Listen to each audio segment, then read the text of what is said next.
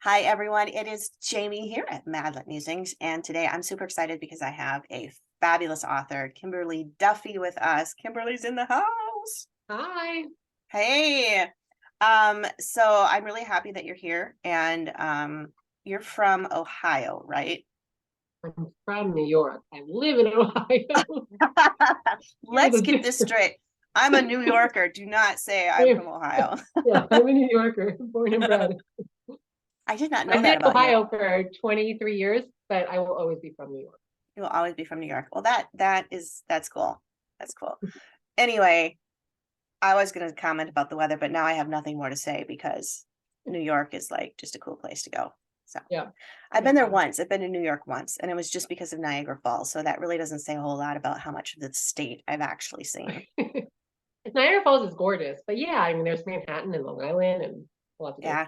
Yeah. So are you from the city there or I'm from Long Island, so I was about an hour or so without traffic from the city. With traffic, like 16 hours. But yeah, I'm from the mid, right smack dab in the middle of Long Island. okay. All right. Yeah. So I would say Ohio is definitely kind of a shock to, Yeah. it would take 20 years to get over moving to Ohio. It took me a really long time to get used to living here. It's very different. I did not. Yeah. I'm in Southern Ohio, so there's almost this kind of like Southern sensibility, Hmm. but it's very different from New York, and so it took people a long time to know what to do with me. I love it. I love it. It's always so interesting to find that there's so much cultural difference within our own nation, like from state Yeah, to state. And you have like this Midwestern thing going on, and then all of a sudden there's New York and then California and then the deep South. And yeah, it's hmm just super fun. very different. Yeah. It's super fun. So, Kim, for readers who aren't familiar with who you are and what you write, I know I am, but you're probably going to explain it better. So, why Yep. don't you tell us just a little bit about you and your books? Yeah. Well, I am a. I keep saying I'm a stay-at-home mom, but I'm not anymore. No, I'm a work-at-home mom. But I was a stay-at-home mom before for years and years and years, homeschooling mom, living in Cincinnati. I write historical fiction, and the stories are more women's fiction than romance, but there's always a strong romantic thread. And I would Mhm. say it's more. I dive into like heavier topics, so I definitely don't write like beach reads. But Right. the subplots are always kind of complexly woven in. There's a lot of character growth, focused on like relationships, Hmm. identity. Yeah. And you just came out with the book, The Weight of Air, Mhm. which is Yeah. a gorgeous cover, by the way. I Thank love it. you.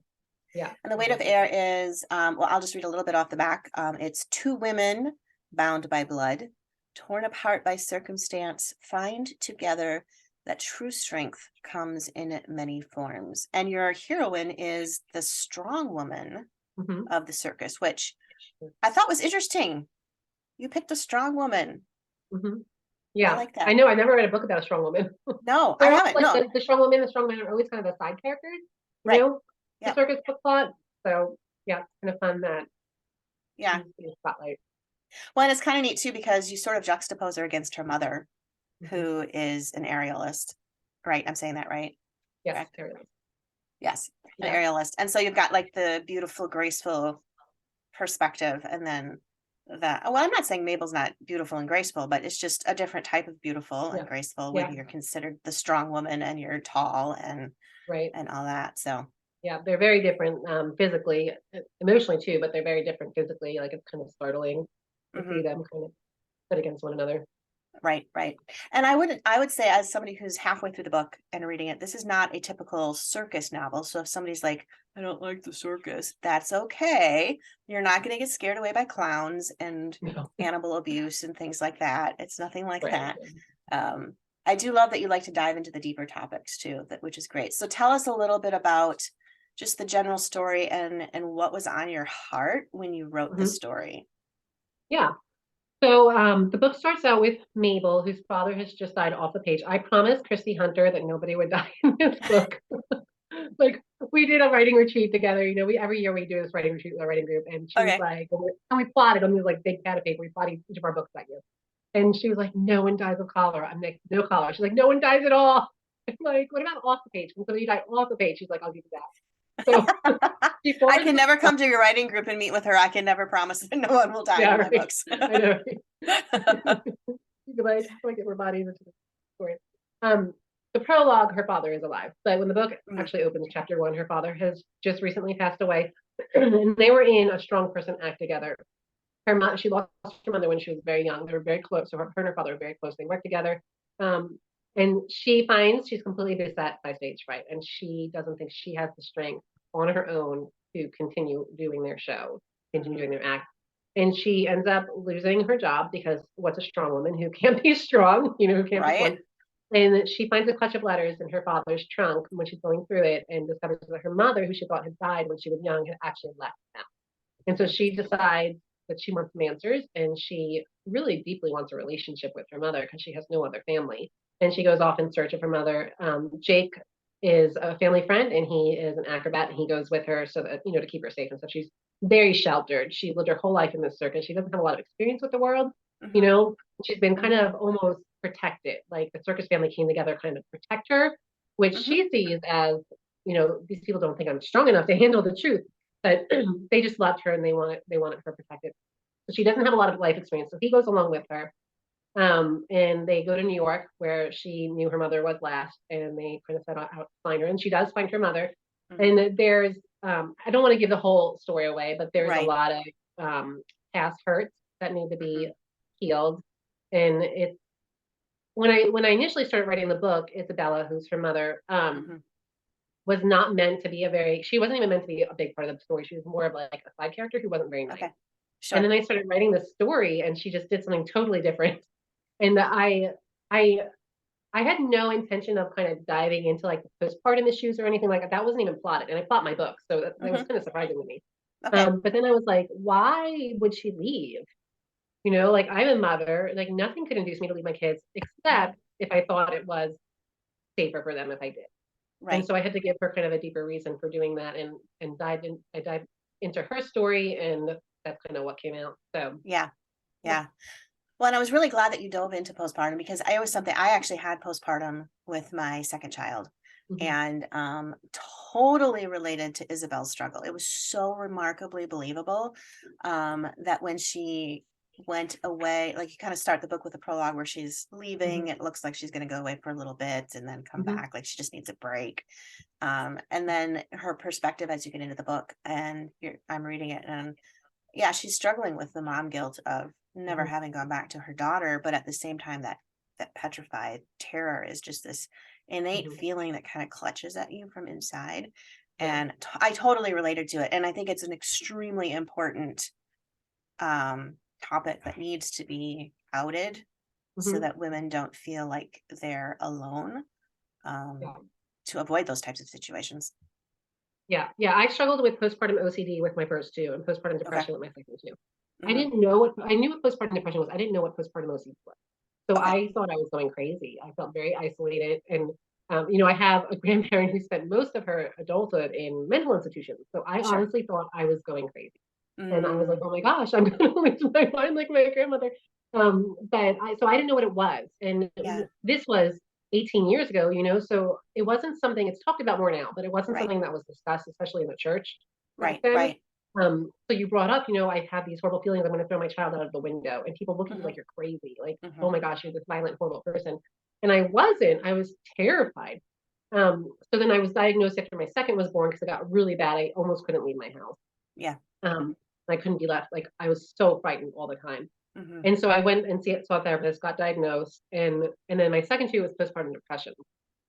And it's just very isolating. And I don't know if were you at that reader thing I did right before I left for Europe, the reader retreat? Yes. You were there. Yeah, you were there. Yeah. So they had us, like, sitting on a panel, and the person who's kind of facilitating the conversation asked the audience, the readers who were there, like, what issues would you like to see addressed in book? And one woman, the first woman who stood up, was like, I want to see postpartum depression addressed. And I was like, oh, I just finished writing this book. Right. But I sat with her at lunch, and there were a bunch of other women at the table, and we talked about our experiences. And it just struck me how alone these women feel. And I know how alone they felt, because I felt that way. But like, it needs to be something that's talked about, and there's so much shame attached to it. Like, we're becoming a society more accepting, I think, of mental health struggles, which I think is good. I don't know that we made that many inroads in the church, which kind of makes me sad. But when it comes to postpartum issues, there's still this shame because it's supposed to be the happiest, most joyful moment of your life, and you're not feeling that way, you No, know, and you no. love your child so deeply, and you feel like such a failure as a mother, and you feel like your body is failing you, and your mind is failing you, and you're failing your baby, and it's just, Mm-hmm. and you're exhausted, and if you're Mm-hmm. nursing, you're, you know, and you have all these hormones flooding, it's just a really vulnerable time. It's a very vulnerable time, and you're right. I mean, I think, like you said, society as a whole is becoming more accepting of mental health issues.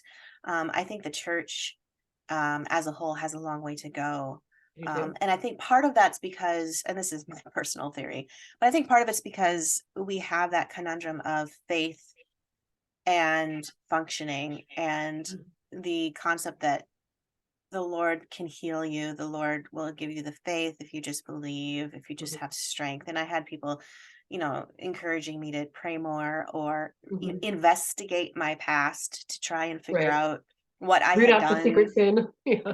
Yeah, root out the secret sin that I had somehow committed. And I'm like, well, if it's that secret and I don't know it, then we have a serious issue. I mean, but you kind of get to this point, like, let me make something up quick and take it before God and confess so this will just stop, Right, right. and that's not how it works. And, my husband, in my experience, was really the hero in this one, because I had actually called my sister-in-law and asked her to come get my son, Mhm. and just take him away and raise him. So she called my husband, and within an hour, he was on the phone with my doctor and said, this isn't something I'm going to sit and pray over her on and expect it to get Right. healed. We're going to get her help. And that's Mhm. what we did. And, there's a lot of medical help and such that can be Mhm. involved there. But Yeah. um, my point with this long, long ranting diatribe is just the concept of, within Christianity, coming alongside does not necessarily mean pushing somebody to investigate how strong their faith is. Right. Right. Absolutely. And I mean, we're body, mind, and spirit, and all those things kind of work Hmm. together in tandem. And some things are just very physical. And I know Yeah. Christians sometimes struggle with that, but some things are just physical. You Yep. know, if you have that much hormone disruption, and then in our culture, you know, 200 years ago, the community came around a pregnant woman, and when she had the baby, she would rest for a month in her bed while people took care of her house and I family. You know, know. like we don't Right. have any, like 2 days after you have a baby, your husband's back at work. You have to get the Hmm. kids to school. Like you're having all these nursing issues. There are no women coming around saying, "Hey, maybe you should try this." You know, like it's we live in a culture that just doesn't allow for rest. You know, Right. and so you have that, and so some things are just physical, like they're just hormonally Hmm. driven, or there's finances in your brain that aren't firing right. You know, and I know there are a lot of Christians who really struggle with that Yeah. thing. And I wanted to write this story. I like exploring women's issues from like a historical perspective. I've always been really fascinated with that, you know. And Hmm. so after my fourth was born, I finally got help, and I was like, I have 4 kids, like I can't, you know. At 6 weeks, it was exactly 6 weeks, always 6 weeks for me. I like was sitting in the kitchen and getting like the countertop, like weeping, you know, Yeah. because I was like, Yep. I can't do this. So I did start medication, and Hmm. I mean, it helped. I was on it for a year. It Hmm. helped me function, you know, but in 1900, 1880s, they didn't have that. And they didn't even have an understanding of what postpartum depression was, or Right. postpartum OCD. So how did these people, like, imagine, like, we feel so much shame even knowing what it is. Like, Hmm. imagine how this poor woman would have felt, not like, not realizing it was some, like, you know, deficit in her. Right. You know, Right. like, how would she explain that? How would everybody else Hmm. explain that? Well, and it's true. And I mean, you mentioned with your experience of being afraid of, mental illness because of family history. And you look at that time period, and I mean, they were institutionalizing people Yeah. for grief. I mean, for Hmm. grieving or for epilepsy and all these unexplained Yeah. things. In fact, when I was doing research for one of my books on an asylum, there was actually a story that I ran across where, and it talks about societal power in the lives Hmm. of people struggling, because in this situation, this woman liked to sunbathe because she felt better. Shock, vitamin D, and all of that stuff, right? It makes you feel better. Her neighbors were offended by the fact that she was sunbathing half clad. They reported her, nothing changed. And so their one neighbor went to the local powers that be and said that she was mentally ill, and they committed her. Isn't that Um, crazy? And I'm just like, that's so, I mean, and that was back in 18 something. I was reading it in a newspaper. So it actually happened, right? Mhm. And I'm like, the power of Mhm. society at that point in time to be able to Mhm. say you're insane or you're Yeah. whatever. So yeah, If they don't like something they're doing. right, right. So And yeah, when you put husbands it, could, I mean, husbands could commit their wives for any reason, oh yeah, you know, yeah, until like what, the 1960s or something like that. yeah. It's crazy how Mhm. recent it Yeah. really is that that Mhm. has stopped. I was And surprised then even that. I find it really interesting, and because I have like autoimmune issues and stuff, and so my Mhm, whole life since I was 15, I had my thyroid was irradiated. I had Graves' disease. mm, I've kind of been in the medical system for my thyroid issues, and I have a daughter with thyroid disease, and so it it hasn't changed much. Like, when it comes to women in the medical system, there's this disbelief that you're really dealing with something physical. It's always mhm, described. I had a doctor once, my hair was falling out in clumps, like, because mhm. the medication wasn't working for me. Like, literally falling I had clumps of hair fall out. I was getting lost, and my brain fog was so bad, I got lost, like, less than half a mile away from my house, and called my husband crying. He's like, "Where are you?" I'm like, "I think I'm in the Kroger parking lot. I don't know how to get out." Like, that's how bad my brain fog was. Oh, I yeah, felt yeah, like I was going to die. Like, I really felt like I yeah. was gonna die, and I went to my endocrinologist, and he was like, "You're just depressed. I'm gonna give you an antidepressant." And I was like, "Are you kidding?" Like, the last I like heard, my hair falling out wasn't a sign of depression. Like, there's something physically wrong with me. My medication, and he did not listen to me. Like, Yeah. he knew it. I was a crazy emotional woman, and Mhm, my husband, mhm, he's like, "I didn't believe you until I went with you. I didn't believe that this is how doctors are treating. So I went with you and saw it." And he mhm, was infuriated, right? Because he wanted his mhm. wife back. And like, Right? it happens still today. Yeah, Women are disbelieved. They're things that are physical are ascribed to their mental health, their right. emotions, and it's Emotions. it's Mhm. horrifying. It's still happening today. Right, right. No, I relate to you. I have chronic Lyme disease, which is neurological for me. It's Mhm, landed in my brain and will never leave. And so the stories you're telling are very, I've experienced very mhm, similar things to the point where I was admitted to the ICU because I couldn't even, I didn't know who my children were. My husband was mhm, showing pictures of them on the phone and I'm like, who's that cute kid? And he's like, that's your son. And I'm like, oh. oh Um, my gosh. and I was diagnosed because they couldn't figure out at the time what the situation was. They diagnosed me with PTSD. Mm, And that's good. when I finally came to enough, I told my husband, I said, that's really offensive to people who actually have Mhm, PTSD mhm, yeah, because this is not PTSD. But so, yeah. yeah, yeah. You have to be I your would, own advocate. you do, you have to be your own advocate. And yeah, like you said, it's mind, body, and spirit. And so there's an element of faith that goes into things. Mhm, There's also an element of the physical, taking care of your body, etc. And then yeah, there's the element of the medical that kind of all comes together as one perfect pitch. So yeah, um anyway, kudos for tackling a heavy topic yeah. in the book. I think it's critical and I love that fiction gives us the outlet to do that. So let's Mhm. take a quick break, and then when we come back, let's talk a little bit more about the book and everything else. All right, we're back here at MadLit Musings, and we are talking with Kimberly Duffy, and we're talking about her book, The Weight of Air, which released just a month or two ago, I believe. February 4th. February 4th, right? Mhm. And we have already dived, Yeah, dove. I don't know, I whatever think it I is. could die earlier, We've but I think we've Dove is right. we've doved deep into the postpartum depression elements of this and our own personal thoughts on the struggles that women experience both historically and still today when it Mhm, comes to mental health and emotional support. Um, Tell me a little bit about Mabel, though, because we talked yeah, about her mother, but Mabel's really the primary character in this. mhm, And one of the things that I have found really striking with her is she's the strong woman, but really the way you framed her character is she's very childlike inside. mhm, So tell yeah. us what you were going for when you created Mabel. Yeah, so when I was planning her character, excuse me, when I was planning her character, considered I I like flipping things on their end. I don't like writing stories or characters that people expect. Right. So I know when I was writing a strong woman, I knew that people would expect her to have a bigger than life personality, be very driven. A lot of my characters are very driven. My female characters are driven, be very driven and like strong of body, mind, and spirit. And I kind of didn't want to go there. And I Hmm. wanted to show the full spectrum of the feminine experience. Mhm. because I believe that women can be 6 foot tall and 200 pounds and lift weights and beat men at wrestling contests and still be feminine, Right. and still be Right. womanly.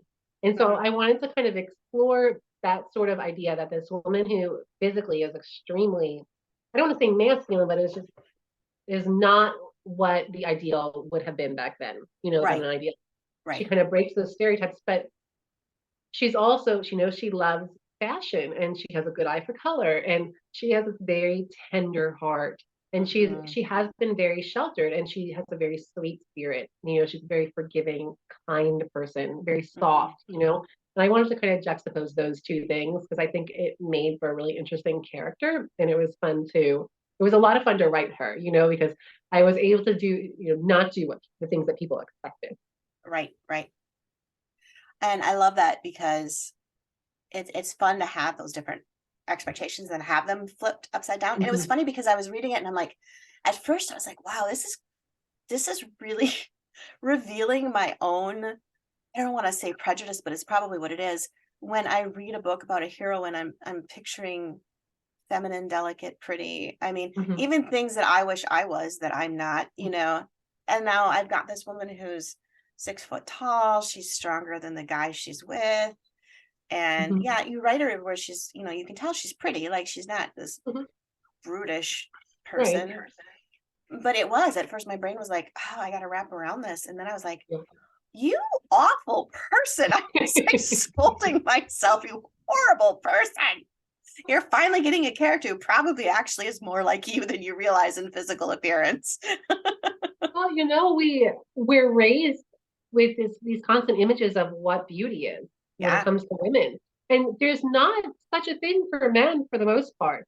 Like there are all Oh, kinds of men in television and film and in print, who aren't Chris Pratt now.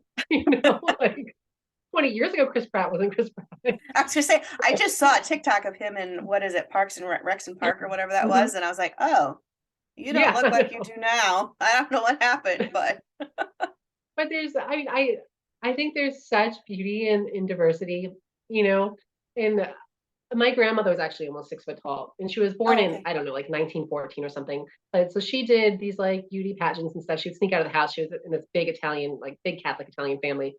She would sneak out of the house and do beauty pageants and stuff. But she was so tall and like just, she was always bigger than this Hmm. tiny little. And I'm not a small person, right? So yeah, I wanted to write.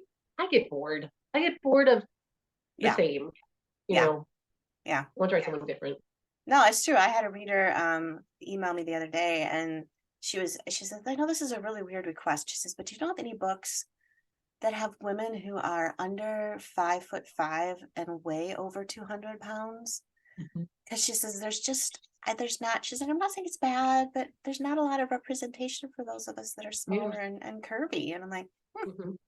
you've got a really Yeah. good point. Yeah. Yeah. And why? It's so weird to I don't me. know. Like, I don't know. why? Because I Mhm. think, yeah, it's a stigma. And like you said, yeah, I have readers that love my bookish heroes or the ones that aren't super attractive. But if I write a unattractive female, I'm a little bit worried as to whether the book will Mhm. even sell. I mean, it literally Right. that crosses your mind. Will the book sell if my heroine is, Yeah. ugly or And however you the want to put truth it? is most of the population, we're all just kind of average looking. Like there are outliers, That's, yeah. but most of us just like normal people. We're not like super fit. We don't have like Hey, speak for beautiful like yourself, thick Kim. hair. Right. Like I, yeah, I'm in the double digits when it comes to sizes. So let's talk about that. Come on. right. I think I was Right. a size two when I was two, probably. The Oh, character I'm fun. writing right now in my current work, I actually just finished the book, but she's not a larger person, but she has really thick calves and not Okay. from like working out. Like because I gave her my calves because it's like my least favorite part of my body. And I'm like, oh, it's like they don't fit the rest of my body. Like I told my husband, I'm like, I look like a Hungarian potato farmer from the turn of the century. Like I have these thick like calves meant for farm work. Like if I do work out, they just get bigger. Well, see, that would have made you a perfect bride for a farmer back in the day. Yes, this is the woman that I want. She's got You good calves. sturdy, sturdy ankles. Like Like I don't have this like like romance novels where it's like she had dainty ankles. Like, Yes, oh what does gosh, that no. like? I can't even put a bracelet around my ankles. They're always swollen from my autoimmune. I'm just like, don't look at my whale feet. Oh, fun. Okay, so this book, in short, is a must read. I give it a 5-star rating, even though I'm only halfway through because I just know I'm going to give it a 5-star. And there is so much faith woven through the lives of these characters. And to me, that's so important in a book where I'm reading a story with characters that are struggling, characters that are relatable, and characters whose faith is just infused. It's not preached through the words necessarily, or these, beautiful sermons from a pulpit, but it's infused through the lives of the character. Because really, faith is organic through our life journey. It grows within us organically. And most of us, if we're really honest, don't have these mountaintop faith experiences or these evangelical in your face faith moments on a regular basis. It's just daily flipping life. Yeah. Yeah. And I love that. So if people want to read a really good book filled with really relatable issues, women who are real, hello, that's important. Definitely try out The Weight of Air by Kimberly Duffy. And how do readers find out more about you and other books that you've written? Yeah, so you can go to my website, www.kimberlyduffy.com. There is, if you sign up for my newsletter, there is a little free short story that will be sent to you. I am not very regular with my newsletter. I'm really bad at it. I need to hire Jamie to handle it. I send it out like maybe once every 2 or 3 months if I'm lucky. So you won't be inundated with messages. Hey, that's a really good reason to sign up. No spam. But you will we be promise. the first. You'll be the first to get like industry news and stuff like Yeah. Not as often as I like, but again, pretty stuff. Right, So I'm not good with right. that.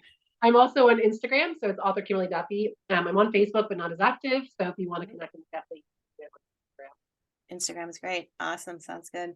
Well, Kim, thank you so much for being with us today. And want to continue to see more from you in the future because I think your books are critical for people who want to read fiction with a deeper dive into life. Thank you so much.